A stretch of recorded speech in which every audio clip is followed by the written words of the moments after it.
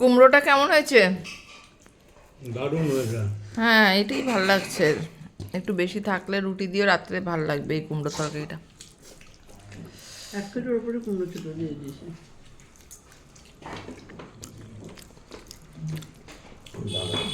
এই যে ওপরের ইয়েগুলো গলে যায় বলে আর নিচেরটা ঠিক থাকে, ওপরেরটা গলে যায়। ব্যাপারটা হচ্ছে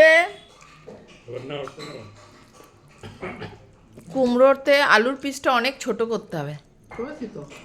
আলু সিদ্ধ করতে গিয়ে কুমড়োটা গলে গেছে আর কিছু না। আরে কুমড়োর পিছন দিকটা গলে না, এই আর না হলে আলুটাকে একটু ভাপিয়ে নিতে হবে।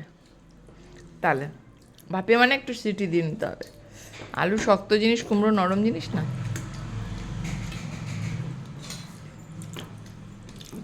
কালকে আসবে না। কুমড়ো তরকারিটা ভালো হয়েছে বোঝা যাচ্ছে, বাবা নিজে হাতে নিচ্ছে যখন, তার মানে ভালো হয়েছে